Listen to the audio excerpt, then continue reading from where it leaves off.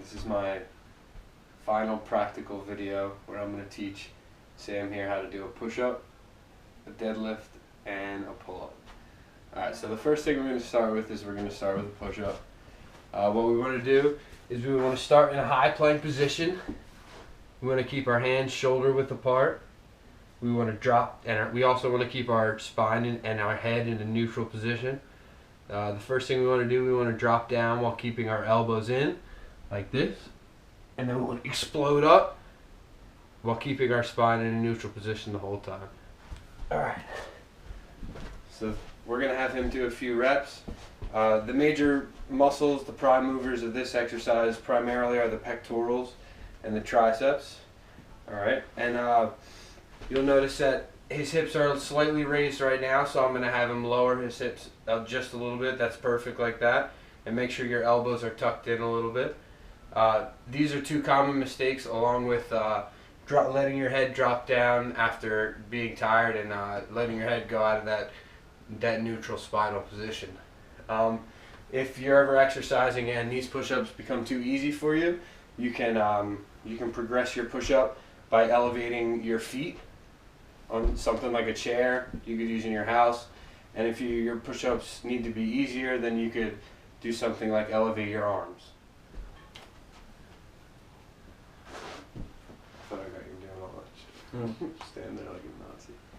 Alright, so for our next exercise is going to be the deadlift. Unfortunately, we're a little bit limited to the equipment we have today, so just like the Soviets used to do to teach technique before their power lifters reach puberty, I'm going to teach the deadlift with a broomstick. Alright, so the first thing you want to do is you want to walk up to the bar. You want your shoulders to be, you want your feet to be shoulder width apart. You want to reach down. You want to make sure you bend your knees slightly, not in a full squat, and you really want to make sure that you use a hip hinge in this exercise and pull from your hips rather than push from your legs, or your quads rather. So you're going to reach down, you're going to grab the bar shoulder width apart. You want to make sure that your chest is tall and that your shoulders are back in this exercise, which is very important because a very common mistake is for people to slouch over while they're doing the exercise. The next thing that you want to do is once you have your shoulders tall, you're down in a hip hinge, you want to pull up and you want to squeeze your glutes and you want to push through with your hips. Alright?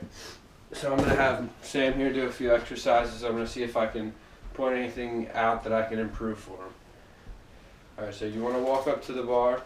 He wants to reach down. You want to make sure that you bend your knees slightly. A little bit more than that and hinge down. Just like that. There you go. Pull that chest back perfect and extend through. Alright, another small tip that you might want to work on is a common mistake. Do a few more reps for me. A common mistake that people do is that they let the bar hang a little far away from their body. So when you pull that bar up and you squeeze your glutes, you want to make sure that you try to keep the bar as close to your shins as possible. And you really just hug it all the way up through your knees and through your quads.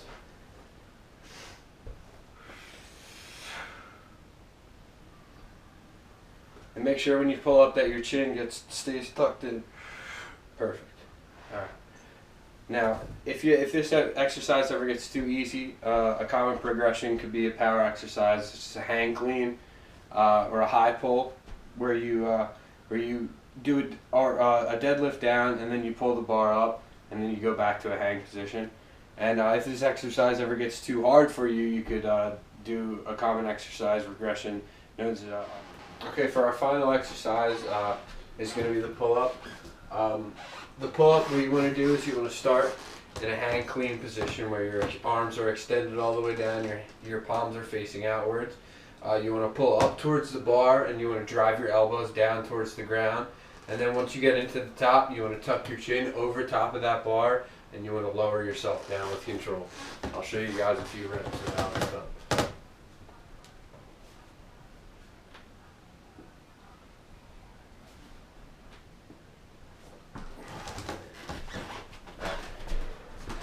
Now we're going to have Sam do a few reps, and I'll tell you a little bit more about the pull-up.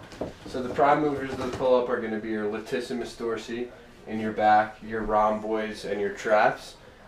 Some common mistakes of the pull-up are hyperextension of the neck backwards when you get to the top of the bar. Also, doing reps too fast and not lowering with enough control are also some common mistakes made when people are doing the pull-up.